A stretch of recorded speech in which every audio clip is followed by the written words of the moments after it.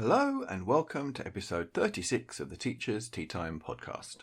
My name is Mark and I hope you're doing well. This podcast is about, by and for anyone who has ever had anything to do with schools and education. We are proud to be a part of the Adjacent Collaborative. Learn more at adjacent.org. I have a mug of tea ready, so let's sit back, relax and get on with the show. So to open 2022, I have a teacher story from a good friend and colleague of mine, Dr. Josh Wilson.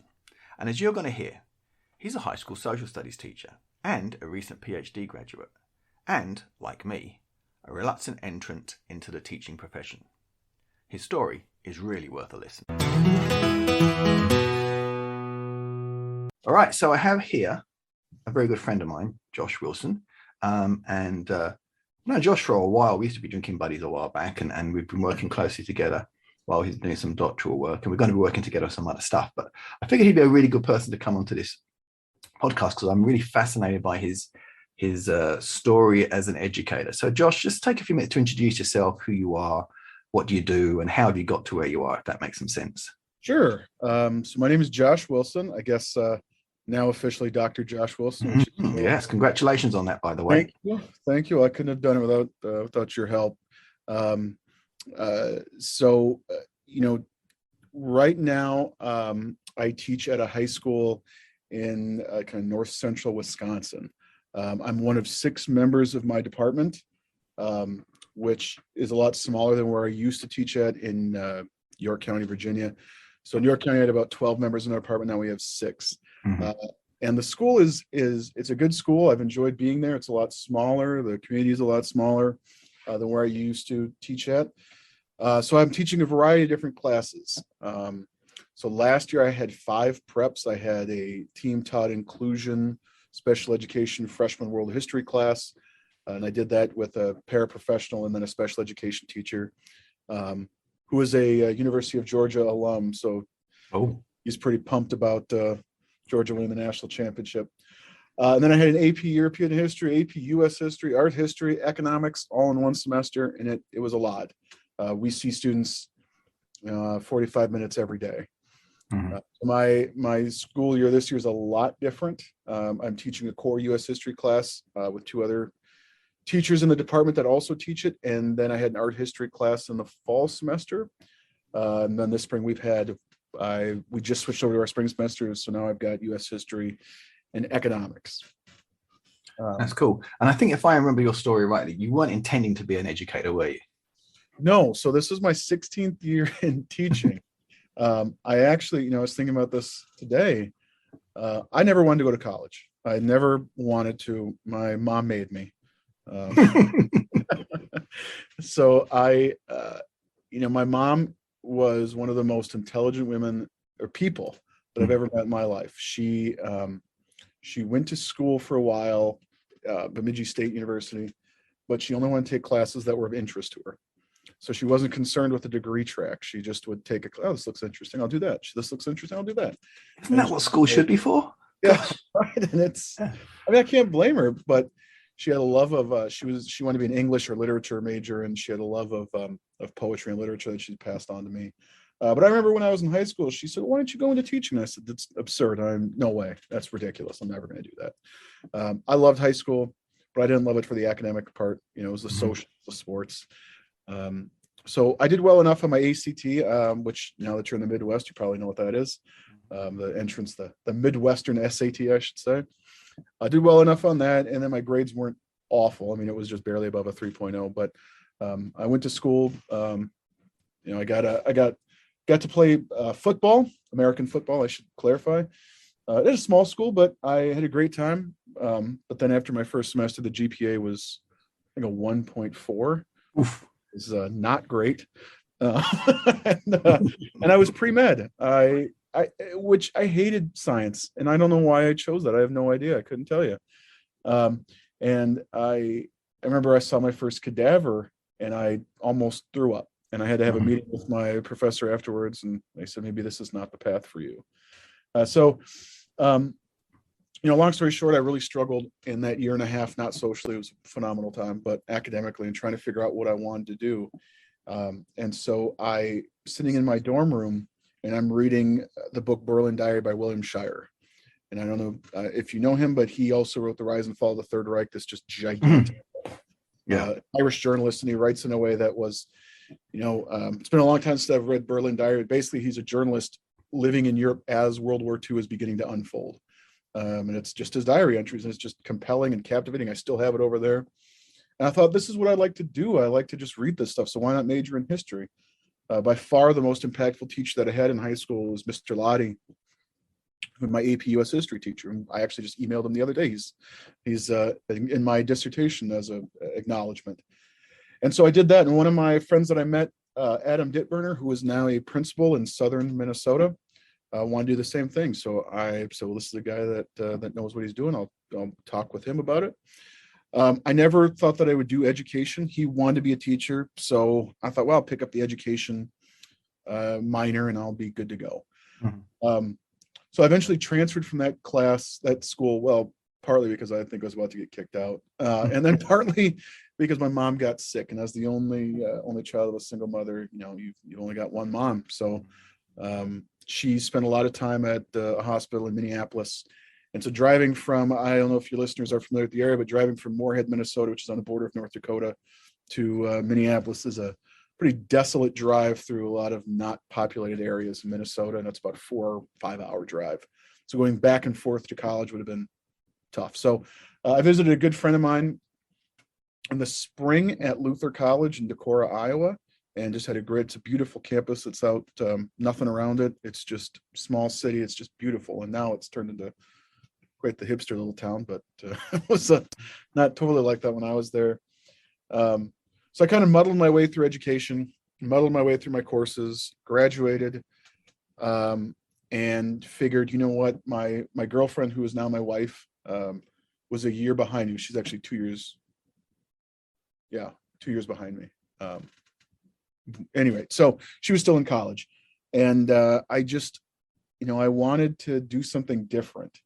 I never thought that I was going to go into teaching for the long term. I went to this career fair at the University of Northern Iowa in Cedar Falls, Iowa. And I knew that as a guy that was a social studies major who didn't have a great GPA, and it was going to be tough to find a job. And in Minnesota, everybody that I went to school with who was from Minnesota, they all wanted to move to the Twin Cities.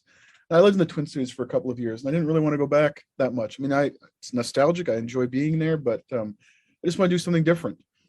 And there was a woman there from Portsmouth, Virginia, who just offered me a job on the spot. And I took it. And I thought, well, if I hate it out here, I've never been out. I never was in Hampton Roads. I've never been in that part of the country in my life. And I just figured, well, if I hate it out, it's a year, it's a year. What do I care? My girlfriend, who we were in pretty committed at that point, was still going to be in school. And so I figured, I'll give her a chance to enjoy her time rather than just being the guy that's there every weekend visiting. And, so I taught for 2 years in a middle school in Portsmouth. And I love Portsmouth. I don't know if you're familiar with Old Town. But that's gorgeous. It was phenomenal. And it was just as this community was it gone through some hard times, and it was rebuilding, and it was kind of becoming a center. It was awesome. My rent was a tiny little apartment. It was like $700 a month. It was downtown. It was awesome. But I had some struggles with the school, and it wasn't the students, although the students were very different than the students that I had student taught for in small town Iowa. But that wasn't the issue. It was certainly some cultural things, but I liked them. They were good kids for the most part. The issue was that the school had been struggling academically, and they had a philosophy of they got to pass these SOL tests, which I don't know if your readers or listeners know. That's the end of course Virginia assessments. This was 7th grade U.S. history, and so the philosophy was drill and kill, and it was just destroying me. I remember getting into a bit of a disagreement with one of the administrators about how it was something about World War II or no, it was about the Civil Rights Movement. And I had, Portsmouth had a really interesting history with the Civil Rights Movement. Absolutely. And there was a woman that I spoke with who was she was from the community, and she was working to build a museum for the African American library that existed in Portsmouth, because the big library downtown was desegregated by the mayor at that time. Mm-hmm.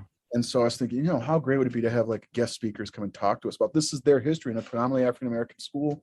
This is the history of the community. How impactful would that be? And I was told, well, that's not in the SOL, so can't do that.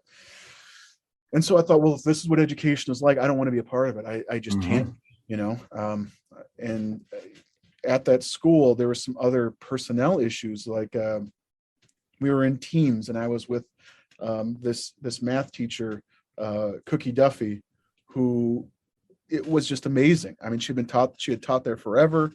She was incredible. And as a first year teacher, like brand new out of college, having that resource who had been there for 40 years, and she was from Virginia, and she knew all this stuff. She knew all the ebbs and flows of education. Was great, because she was literally like, I could see her room, from my room. And then administration shuffled everybody around for whatever reason. And now she was in a totally different wing, and I never saw her.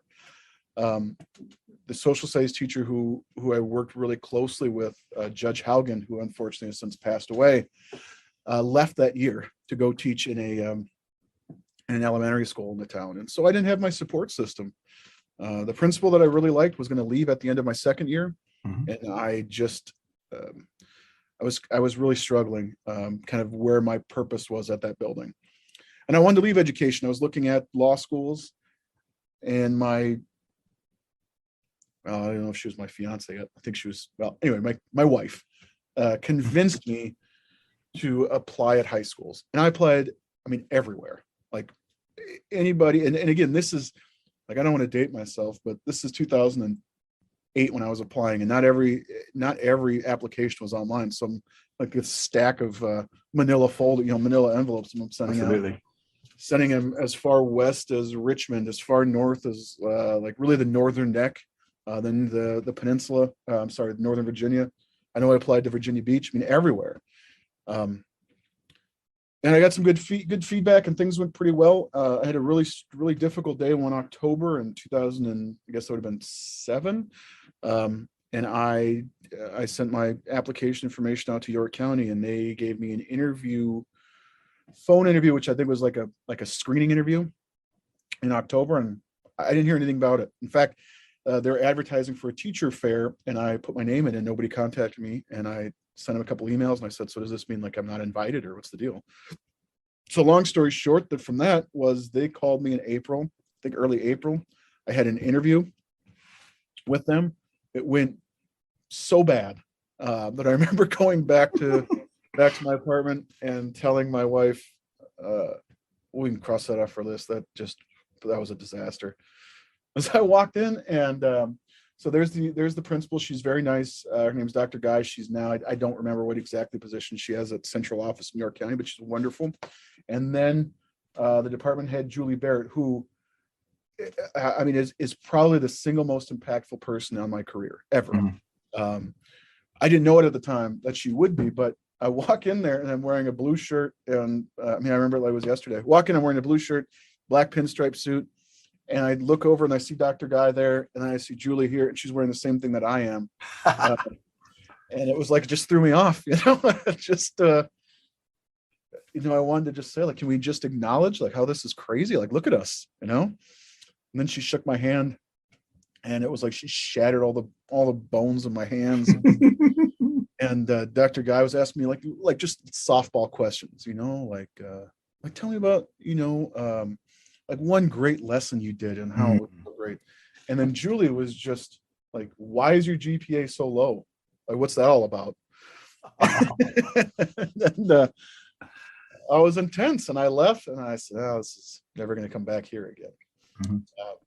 But like a week later, they offered me the job, and I was shocked, absolutely shocked. So, York County has their good reputation. And once I told people in my building, it was an interesting mix of people that were kind of sad to see me go, people that were encouraging, and any number of people. So I left, and I was only going to be there for 1 year to prove to my wife that this was the wrong path. I should go to law school.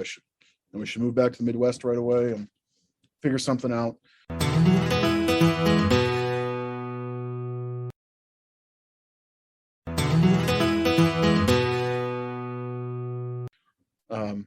I don't know why I thought law school. I mean, like no law school would have admitted me. Or I guess the ones that would have been, I would have probably checked on their ABA accreditation. But maybe I figured I was going to do really well in the LSAT and offset it.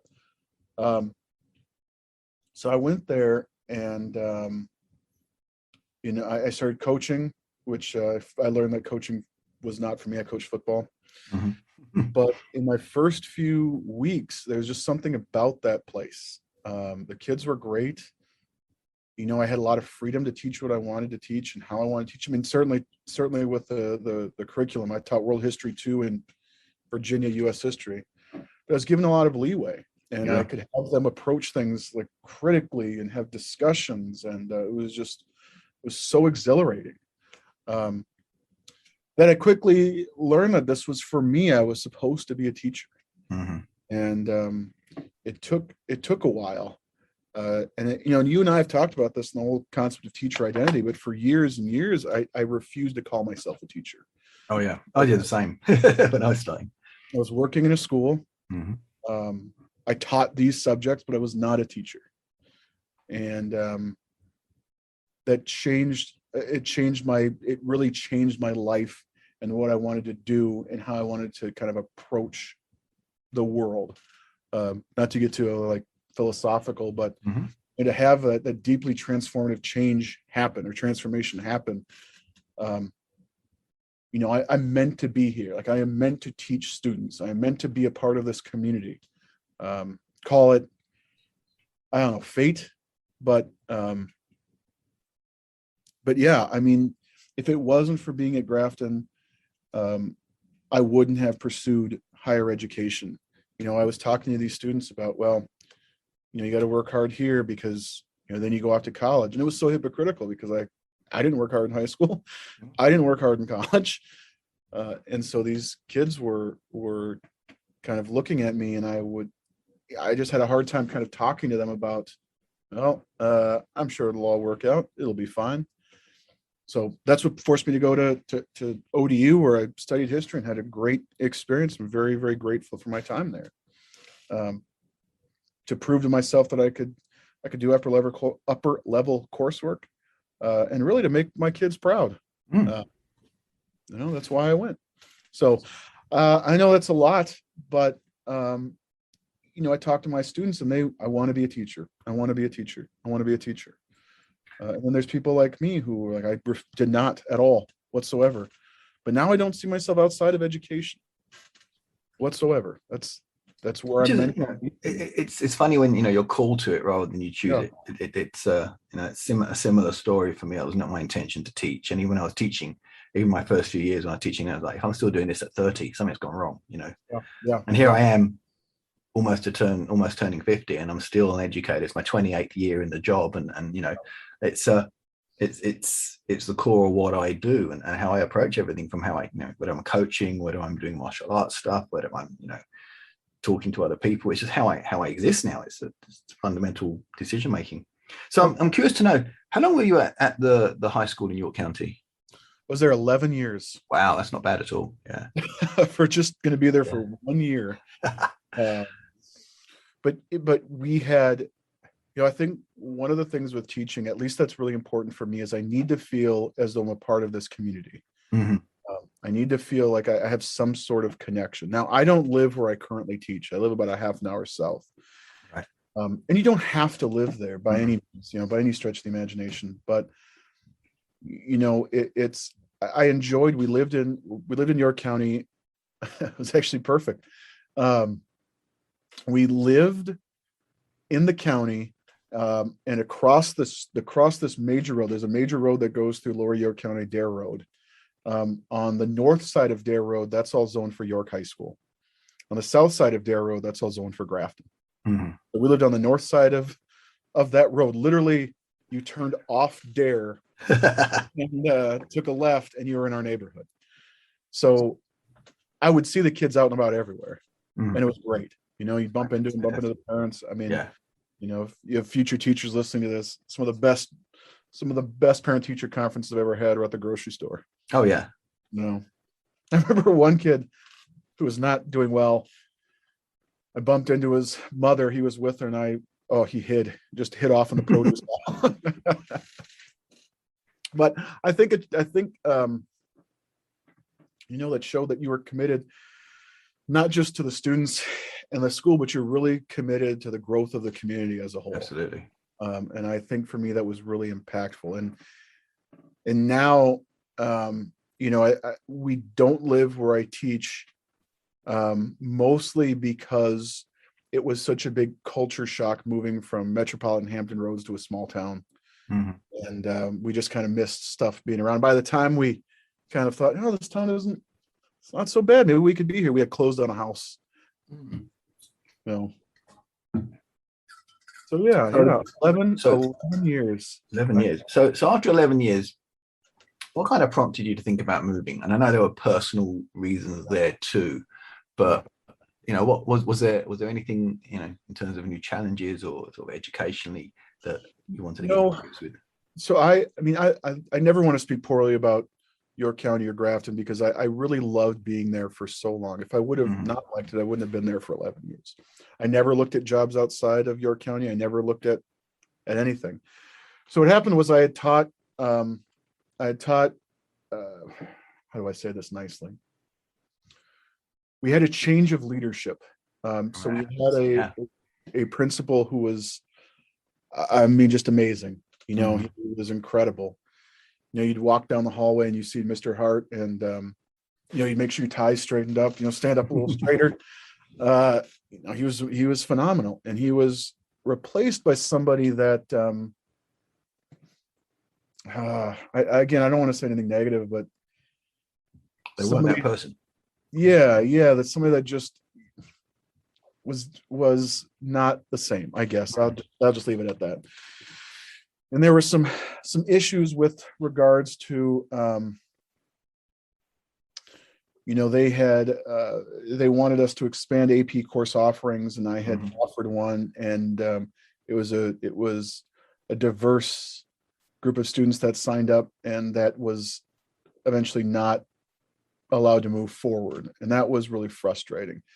And then I had found out that they had talked for years about cutting AP European history in lieu of another class, and I had poured my heart and soul into that class for 7 years. I think teaching that class was the most impactful thing of my career, because it not only forced me to, the SOLs only go so far.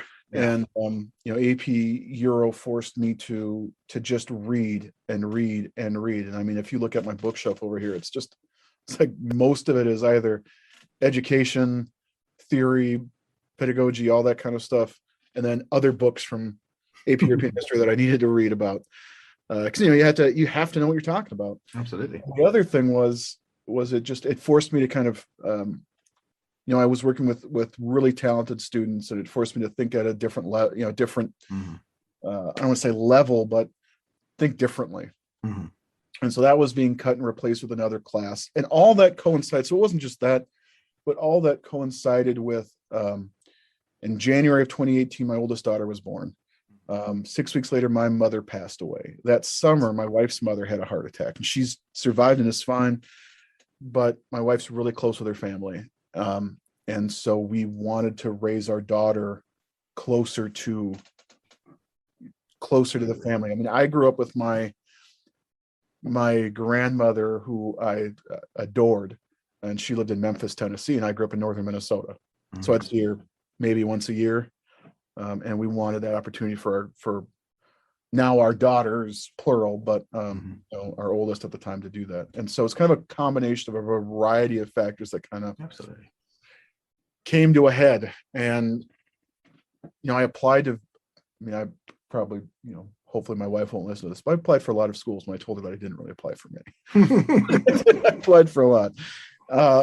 Is Wisconsin has this system called WeCan, and it is so unbelievably easy to send out an application. It's just a central job board. Whereas in Virginia, I gotta go to the York County website, see if there's an opening. Yeah, each one has its own. Yeah. So they're all there, right? And I had a phenomenal student teacher that you're familiar with, Mary, who's now a teacher in south of Richmond. I can't remember where, but I'm sure he's doing phenomenal work. And so I applied to various places. I actually had an interview at a college for it wasn't a faculty position, but it would have been basically like Instructor this is for position. future. Yeah, this is Yeah. for like future teachers. And I'm here to talk to you about how great education is. And Mhm. I felt really disingenuous about doing that because my last year at Grafton, while it was fine and I enjoyed being there, it kind of left a sour taste in my mouth. Absolutely. And I applied for a few other jobs, but then I applied. We wanted to be in the Milwaukee area, the Madison area, maybe even Appleton, like kind of northeastern Wisconsin, because we have a good friend of mine who I went to college with that lives there. I ended up nowhere near any of those places. And the reason why is I had a Zoom interview or Google Meet or whatever. And it was myself. It was a guy who had been at the school for 30 years, a graduate of the school. Another woman who's from the area but had taught at the school for a few maybe 5 years, I want to say. Mhm. And it went great. And the assistant principal, one of the assistant principals was there, and I just got this really positive, I hate to use the word vibe, but that's what it was, you know. And after the interview, I think it was that evening or the next morning, I got an email from the assistant principal saying, would you have time to meet with the principal? And I, via Google Meet, and I, at that point I kind of knew things were looking good. And then I interviewed with them, and it was just a great feeling. Like they wanted me to be there. That's always great, isn't it? It's a good feeling. Yeah. Yep. And as a social studies teacher, where there's a lot of us out there, it was really great. And I should say, I loved being at Grafton. There's such great kids, and there were such great communities and great families. And you read my acknowledgments. I mean, it's almost like a love letter to the county for part of it. But I didn't want to be at that school and get bitter. I didn't want to be there for a few years and have bad memories and bad experiences that would then color the previous 11 years. So I left, and now that school gets to be, a really positive thing that I will always happily reflect on. It's a change to who I am as a person, as a teacher. When my oldest daughter was born, we had toys and shirts and onesies from every college in Virginia, that kids would give us, and it was great. I miss it tremendously, but I know that we made the right decision to move just because we didn't have family there. It's the stories of teachers, students, and school communities that matter most in education. So, to make them visible, we need your help. Please leave positive reviews wherever you are able. If you are an iTunes or Spotify subscriber, then leaving a good review can really help our visibility. Also, please don't keep this podcast to yourself. Tell your friends to subscribe and listen too. One thing we all have in common is that we've all been to school. Everyone has an educational story to share. So if you'd like to contribute to the pod in any way, if you have a story to share, long, short, tragic or comic, if you have comments to make about the podcast or just want to say hi, you can send an email to teachersteatimetipod@gmail.com. Or alternatively, you can send emails to me directly using mark@adjacent.org. I love to read what you have to say. Now, if social media is your thing, you can follow me on Twitter @MarkDearcop. You can find our contact information, copies of the show notes, and you can download previous episodes of the podcast at www.teachersteatimepod.com. The podcast artwork was created by Phaedra. Opening and closing music was by Brian Boyden. It was my pleasure to be your host today. Thank you for listening.